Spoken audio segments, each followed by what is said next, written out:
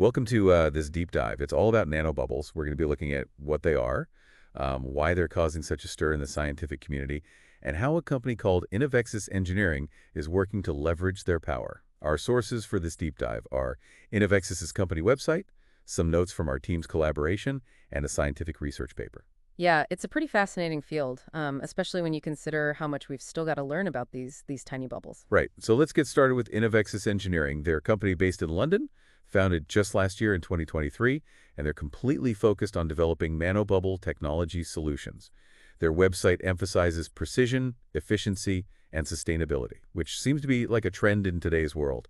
They also seem to be concentrating on the oil and gas and bioscience industries. What's interesting is their focus on those two specific industries. It suggests they're not just researching nanobubbles in a general sense, but actively targeting sectors where this technology could have like the biggest impact. And given the unique challenges and opportunities in both oil and gas and bioscience, that's a pretty strategic move. Absolutely. And their website even has a tagline, harnessing the power of nanobubbles. It's a bold statement, and it tells us something about Innovexis's ambition. They're not just researching nanobubbles, they're aiming to control and utilize them in ways that haven't been done before. I agree. It certainly sets a confident tone. But before we get ahead of ourselves, maybe we should take a step back and define what nanobubbles actually are. Okay, good point. Our research paper defines nanobubbles as nanoscale gaseous domains. Basically, incredibly tiny bubbles, far smaller than anything you'd see in a glass of soda. Right. But here's where it gets a little more complex. There are two main types: bulk nanobubbles, which are like little markets of gas suspended in a liquid, and surface nanobubbles, which cling to surfaces submerged in liquid. And both types have some pretty unique characteristics that make them so interesting to researchers and industries alike. One, they have a high specific surface area, meaning they have a lot of surface area relative to their volume. This makes them incredibly efficient at transferring things like gases or chemicals, acting as tiny, efficient couriers. hmm What's fascinating to me is the mysteries around their stability. According to classic theory, nanobubbles shouldn't be stable for very long because they're so small that the pressure inside should cause them to collapse almost instantly. But they don't. Researchers have observed them remaining intact for days, even weeks, completely defying these predictions. That's right. And while we're still in the early stages of understanding all the factors at play, there are some intriguing theories out there. One centers around the three-phase contact line, which is the point where the gas bubble, the liquid it's suspended in, and the surface of the container all meet. Think about a tiny droplet of water on a window. Where the water, the air, and the glass meet is the three-phase contact line. Some researchers suggest that the way this contact line is pinned or stabilized at the nanoscale somehow contributes to the nanobubble's stability. So almost like they're clinging on for dear life at that microscopic level. Exactly. Another theory points to local supersaturation, where the concentration of gas in the immediate vicinity of the nanobubble is higher than what would normally be expected, allowing the bubble to persist longer. Essentially, it's like the nanobubble is surrounded by a tiny cloud of gas that helps to keep it inflated. So essentially a tiny, self-sustaining ecosystem. That's incredible. But why should we care about these little rebels? What makes them so potentially groundbreaking? Well, the research paper highlights a whole range of possible applications in various fields, from flotation and cleaning to medicine, aquaculture, water treatment, and even environmental remediation. We're talking about potentially revolutionizing how we purify water, grow food, deliver drugs in the human body, and even clean up pollutants. Wow, that's quite a resume for something so small. It really highlights the power of looking at things from a new perspective, at a scale we might not normally consider. But the paper also mentions that directly observing and measuring these tiny bubbles is a huge challenge.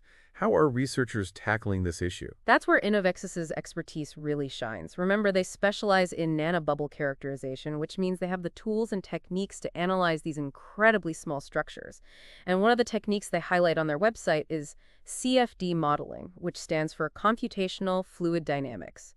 Essentially, this involves using computer simulations to analyze how fluids behave. So it's like creating a virtual laboratory where they can study these nanobubbles in detail. Exactly, and it's a particularly powerful tool for understanding complex systems, especially when you're dealing with something as tiny and dynamic as nanobubbles. It seems like Innovexis is really trying to position themselves as pioneers in this field.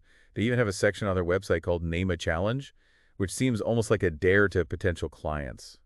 What do you make of this? It certainly projects an image of confidence and expertise. It suggests that they're not afraid to tackle complex problems and that they believe in their ability to find solutions using nanobubble technology. And that ties in nicely with what we saw earlier about their focus on specific industries.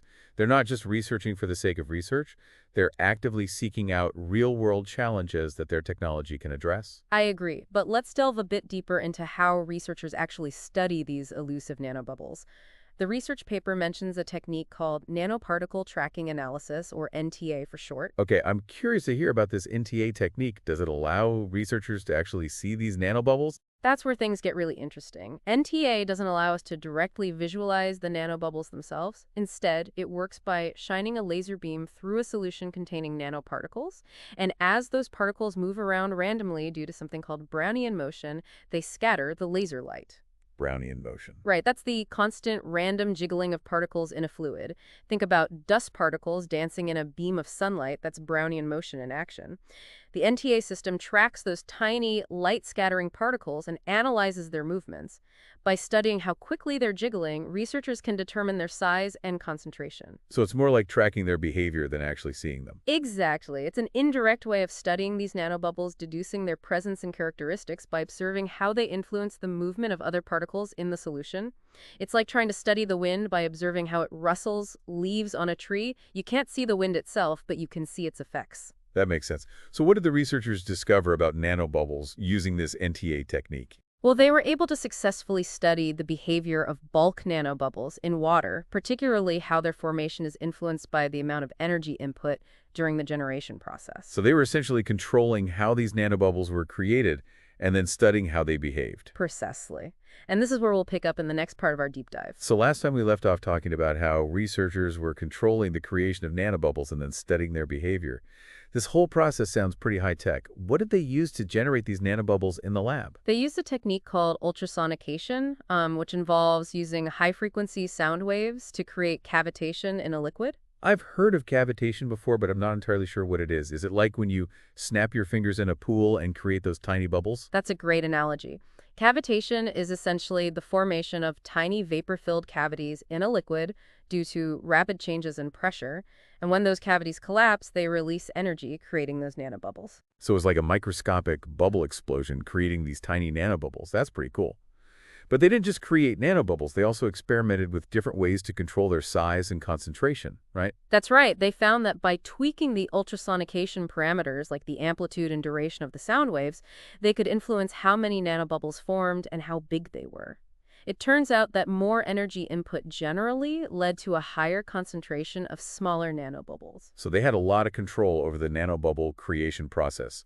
That's impressive. It sounds like they were taking a very methodical approach to their research, really trying to understand the nuances of nanobubble behavior. Absolutely, and that attention to detail is evident in how they validated their findings. They didn't just rely on the NTA technique.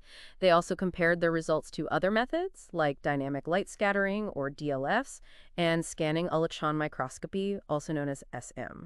What does the researcher's choice of validation techniques tell us about the challenges of studying nanobubbles? It highlights the complexity of working at the nanoscale. Each technique has its own strengths and weaknesses. FEM, for example, provides direct images of the nanoparticles, but it requires the samples to be dried and coated, which isn't ideal for studying something designed to exist in liquids. That makes sense. You wouldn't want to fundamentally change the nature of what you're studying just to be able to see it. Exactly. And DLS, while it can measure the hydrodynamic size of particles in solution, is more sensitive to larger particles, which could potentially skew the results when studying something as small as nanobubbles. So it seems like NTA was the best tool for the job, providing a balance between accuracy and practicality. But I remember you mentioned earlier that NTA doesn't actually allow researchers to see the nanobubbles directly. Instead, it tracks their movement and behavior. Didn't that limitation create challenges in interpreting the data? It certainly adds a layer of complexity. Remember, with NTA, we're not seeing the nanobubbles themselves. We're observing how they interact with light and other particles in the solution. This means researchers need to be very careful in how they design their experiments and interpret their results. It's like trying to understand the behavior of a school of fish by analyzing the ripples they create on the surface of the water. You can learn a lot, but you need to be mindful of the limitation of your observations. Okay, that makes sense. But even with those limitations, it sounds like NTA provided some valuable insights. What were some of the key findings from the research paper? One of the most significant findings relates to the stability of nanobubbles, which we touched on earlier. Remember how classic theory predicts that these tiny bubbles should quickly collapse due to the high internal pressure? Well, the researchers designed experiments to test how nanobubbles respond to changes in temperature, a key factor in understanding their stability. So they wanted to see if those tiny bubbles could handle the heat, so to speak. What did they find? They discovered that nanobubbles could withstand temperatures up to 70 degrees Celsius without dissolving or becoming unstable. Wow, that's a much higher temperature than I would have expected. It seems like these nanobubbles are a lot more resilient than they appear. They certainly are, but there was another interesting twist. As the researchers increased the temperature, they initially observed that the nanobubbles shrank in size, but then they reached a point where they stabilized, forming a more uniform population of bubbles. So it's like the heat was acting as a filter, weeding out the less stable bubbles and leaving behind a group of super stable nanobubbles. That's a great way to think about it, and this finding has some interesting implications for potential applications, especially for using nanobubbles in processes that require high temperatures, like certain industrial applications, or even in the human body, where temperature fluctuations can occur. Speaking of applications, how do these research findings connect to the work that Innovexis is doing? Remember, Innovexis specializes in developing custom nanobubble solutions. This means they need a deep understanding of how these tiny bubbles behave under different conditions. So the research we've been discussing is incredibly valuable to them. It's like giving them a blueprint for how to design and engineer nanobubbles for specific applications. It's like they're building a nanobubble toolbox, with each research finding adding a new tool or technique to their arsenal. That's a great way to put it, and it highlights the importance of this type of fundamental research in driving innovation. Without a solid understanding of how nanobubbles behave, it would be nearly impossible to develop practical applications. This deep dive into the world of nanobubbles has been amazing. We've uncovered their unique properties, explored the science behind their creation and stability, and hinted at the vast potential they hold. It's amazing to think that these tiny bubbles, something we might not even notice in our everyday lives, could hold the key to solving some of humanity's biggest challenges. We've spent the last 2 parts of this deep dive really exploring the science behind nanobubbles. Now it's time to kind of step back and look at the bigger picture. What are the broader implications of this research, and what does the future hold for nanobubble technology? That's a great question. The research we've discussed so far really just scratches the surface. There's still so much we don't know about these tiny bubbles, and that's what makes this field so exciting. There's enormous potential for discovery and innovation. Absolutely. But with any new technology, there come challenges. What are some of the hurdles that need to be overcome for nanobubble technology to reach its full potential? One of the biggest challenges is scaling up production.